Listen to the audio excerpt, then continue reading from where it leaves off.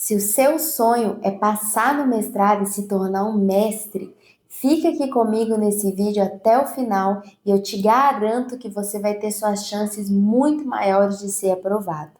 Meu nome é Mayumi Furuya e nesse canal nós falamos sobre desenvolvimento intelectual. Bom, o primeiro recado que eu tenho para você é que para você passar no mestrado, você precisa primeiro entender sobre a sua capacidade de escrever um bom projeto, de participar da entrevista, de fazer uma prova de seleção.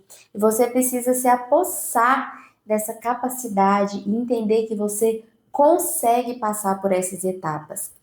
Quando eu fui fazer a seleção do meu mestrado na Universidade Federal de Viçosa, eu tive muita dificuldade também, assim como você pode estar tendo, de o que escrever no projeto, o que eu deveria colocar, pesquisar, qual era a ordem dessas informações e também como participar da entrevista e ter chance de ser aprovada.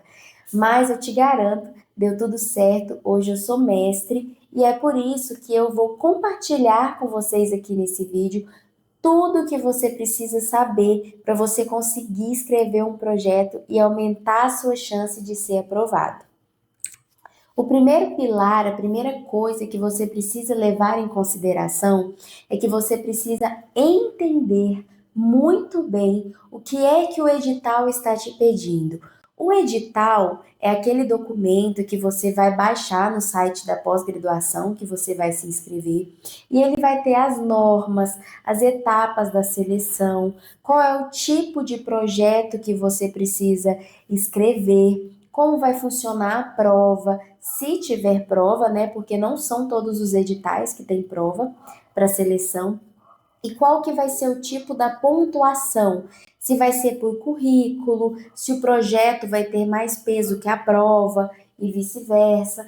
Então, o primeiro ponto que você precisa saber, o primeiro pilar aqui, é que você precisa ler esse edital completo para você ter consciência de quais são as etapas que você precisa passar para você ser aprovado. A segunda coisa é sobre a estrutura do projeto. Esse aqui é o segundo pilar. Então, primeira coisa, leia o edital completo e depois vá para a parte onde está descrevendo qual é o tipo de projeto que você precisa escrever e destaque ali, anote, tire print, grife, né? Passe para um novo Word ali, qual que é a estrutura do projeto que está sendo pedido. Então, cada edital vai estar lá descrito que você precisa escrever um resumo, uma introdução, um referencial teórico, uma metodologia, os objetivos de pesquisa. Às vezes, o edital pede para você separar na introdução justificativa, problema de pesquisa. Então, é por isso que você precisa destacar daquele edital que você vai se inscrever, qual que é a estrutura correta. E essa estrutura, você vai se basear nela para você escrever o seu projeto. Então, esse é o segundo pilar, ele é muito importante para você ser aprovado. Se você foge da estrutura desse projeto, você é desclassificado na hora. Então, façam isso, leiam o edital e depois grife ali qual é a estrutura exata. Além da estrutura, vocês precisam prestar muita atenção no tamanho do projeto. Nos editais, eles falam lá qual que é o número limite de páginas, isso é muito importante. Então, vem lá até 10 páginas, até 15 páginas, até 20 páginas. E é muito importante que você respeite esse limite para você não ser desclassificado. Então, esse é o segundo ponto muito importante. A terceira coisa que você vai fazer, a partir do momento que você fez a leitura do edital, selecionou ali qual é a estrutura do projeto que você precisa escrever, é você estudar quais são as linhas de pesquisa que estão incluídas nesse projeto. O que é linha de pesquisa? Linha de pesquisa nada mais é que os tipos de pesquisa e os temas de pesquisa que esse edital vai selecionar no projeto. Então, você não pode fugir desses temas, né, que são essas linhas de pesquisa, senão você também vai ser desclassificado. Então, esse é um dos pontos principais. Você vai ler, então, cada linha de pesquisa que está descrita nesse edital, para você garantir que no seu projeto você não fuja dessas linhas de pesquisa. Então, lá vai ter explicado quais são os temas que esses professores trabalham, que são os professores orientadores do mestrado, quais são os tipos de problemas que eles trabalham. Então, vou dar um exemplo aqui para mestrados de educação, por exemplo, né, na área de educação. Lá nas linhas de pesquisa, vai ter, por exemplo, linhas de pesquisa que trabalham com educação do campo, linhas de pesquisa que trabalham com educação inclusiva para alunos de transtorno do espectro autista, ou linhas de pesquisa para quem trabalha com desenvolvimento de produtos educacionais tecnológicos para a formação de professores. Então, esses são alguns exemplos de linhas de pesquisa para vocês conseguirem visualizar melhor. E aí, quando você estudar essas linhas de pesquisa presentes no edital, vocês precisam identificar ali o que mais vocês se identificam. Então, o que mais vai de encontro com a sua experiência na graduação ou a sua experiência de trabalho. Então, se você gostaria de estudar ou de escrever uma dissertação de mestrado ou ser orientado por um professor que trabalha numa linha de pesquisa de educação inclusiva, por exemplo, você vai procurar um edital que tenha uma linha de pesquisa que vai de encontro com as suas experiências. Isso vai facilitar muito a sua aprovação e vai facilitar que você consiga escrever um projeto que vai de encontro com aquele edital. Então, estude essa linha de pesquisa a fundo para você não fugir de forma alguma destes temas que estão ali sendo selecionados. Então, esse é o terceiro pilar muito importante. E a quarta coisa é você estudar quais são os orientadores que estão oferecendo vagas dentro dessas linhas de pesquisa. Então vamos lá, neste momento você vai pensar como um funil, tá? Primeira coisa é o edital. A segunda coisa é quais são as linhas de pesquisa abordadas nesse edital. E terceiro ponto aqui, quais são os orientadores. Quem são esses professores, esses pesquisadores que estão aceitando alunos para serem orientados por eles nesse edital? É muito importante você estudar esses orientadores. E como é que você vai fazer isso? Você vai ler o Lattes desses orientadores, que é o currículo universal aí dos pesquisadores, né? Então, vai no Lattes deles, tem editais que até tem o link lá no edital dos currículos Lattes desses orientadores. Então, acesse, leia, veja quais são as últimas publicações, quais são os projetos de pesquisa que esses orientadores estão dedicados no momento. Porque concorda comigo que se você escrever um projeto que está alinhado ao tipo de pesquisa que esses orientadores estão fazendo no momento, você tem uma chance muito maior de ser aprovado nesse edital? Então, isso aqui é uma virada de chave e, assim, essa dica, ela vale ouro, ela poderia ser uma aula à parte, ela poderia ser um módulo de um curso. Então, presta bem atenção. Estude os orientadores e quais são os tipos de projetos que eles estão inclusos, né, que eles estão imersos neste momento. E aí você vai entender quais que são as metodologias que esses orientadores trabalham, quais são os tipos de pesquisa que eles estão executando. E aí você vai tentar adequar o seu projeto dentro desse universo, desses orientadores que te interessam mais. Isso aqui é uma dica de ouro, tá? E aí você vai começar a fazer um alinhamento pessoal nesse momento, que é pegar qual que é a linha de pesquisa que te interessa, quais que são os orientadores que te interessam e alinhar aqui com os seus interesses pessoais.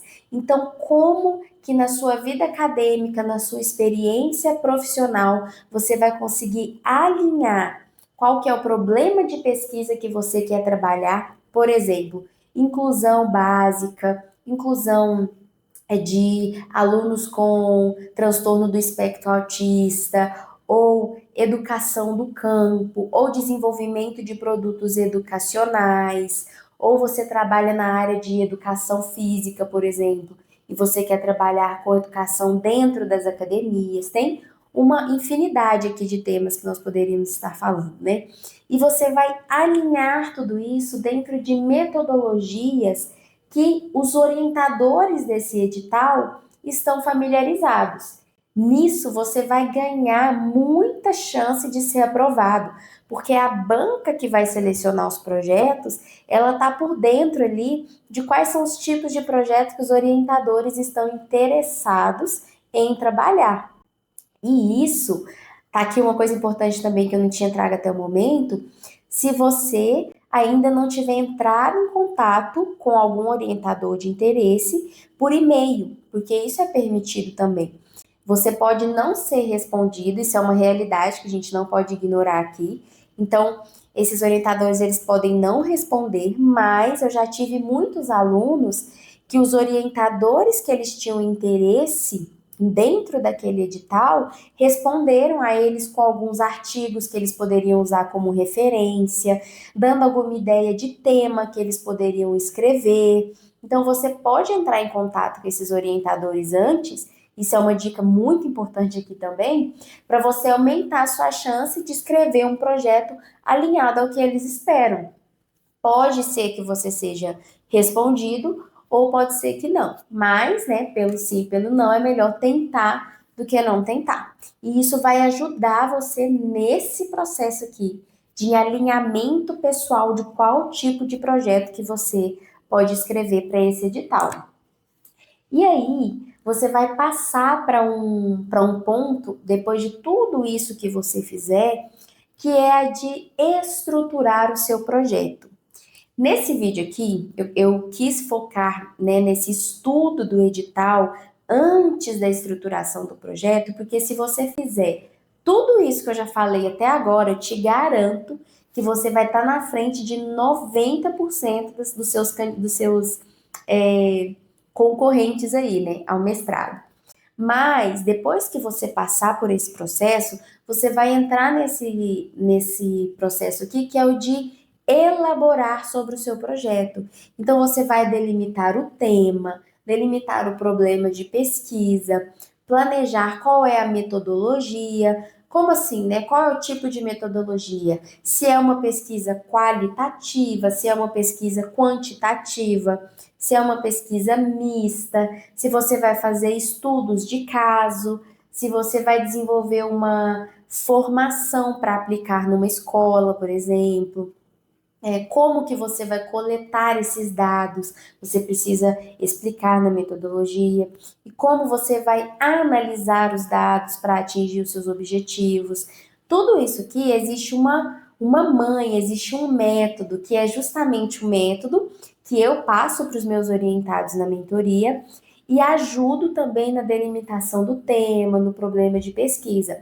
Então, só um recado aqui muito importante. Se você está nesse processo, com esse sonho de se inscrever no mestrado e de ser aprovado, assim como a maioria dos meus mentorados, você pode entrar no meu programa de mentoria e eu vou lado a lado com você, individual, de forma pessoal, online, te orientar em todos esses processos aqui, até a versão final do seu projeto para você se inscrever. Então, esse é um recado importante.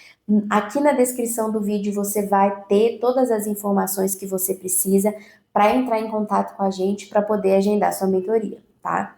Então, retomando aqui, depois que você planejar sobre essas etapas do seu projeto, você vai fazer um esqueleto, que é a estrutura do projeto. Então, quais são os tópicos que você precisa abordar na introdução? Quais são os tópicos que você precisa escrever de referencial teórico? como que isso se alinha ao problema do seu trabalho. Uma coisa que vai garantir a sua aprovação é amarrar muito bem todos esses tópicos do seu projeto. E isso também é uma coisa que eu ensino com os meus mentorados, e você vai poder procurar quais são as suas referências iniciais, ou seja, quais são os livros que você vai usar como referencial teórico, quais são os artigos, os principais autores que você deve citar. E tudo isso você vai conseguir se você estudar muito bem as linhas de pesquisa que te interessam e os orientadores. Então, você está entendendo que está tudo ligado a esse estudo inicial? Toda essa estruturação que eu te passei aqui é a base para você conseguir estruturar um projeto que aumenta a sua chance de aprovação no mestrado. E aí, depois disso, é mão na massa, né? É escrita, é revisão, é correção, tá? E aí, um recado muito importante aqui agora, antes para eu passar para esse último recado desse vídeo, eu gostaria de te pedir para você curtir esse vídeo, se ele te ajudou, e para você se inscrever no canal, porque assim como a minha missão é te ajudar a ter um desenvolvimento intelectual, eu também espero que você me ajude de volta curtindo esse conteúdo e se inscrevendo no canal, para o YouTube entender que as pessoas como você podem ser beneficiadas com esse conteúdo também. Então, vamos passar para esse recado final, que é o seguinte: você não precisa fazer tudo isso sozinho e de cabeça. Hoje nós temos muitas ferramentas de inteligência artificial que podem te ajudar com essa leitura do edital, com a leitura da estrutura do projeto, com a escolha do seu tema, desenvolver o seu problema de pesquisa, lendo os lates dos orientadores que te interessam. Tudo isso são comandos que você pode dar para várias inteligências artificiais. Isso vai acelerar o seu processo. Ou seja, se você desenvolver um domínio de inteligência artificial, você consegue fazer tudo isso que eu te falei aqui em menos de uma semana. E aí, o seu projeto de pesquisa, você consegue desenvolver ele em 15, 20, no máximo 30 dias. Então, não acha que você vai precisar de um ano para fazer isso ou de 6 meses. Eu tive mentorados que desenvolveram seus projetos com essa metodologia aqui em 15 dias, em 20 dias e foram aprovados. Então, esse era o último recado muito importante que eu tinha para te passar. Eu espero que você tenha gostado deste conteúdo. Curta aqui, se inscreva no canal e eu te vejo no próximo vídeo.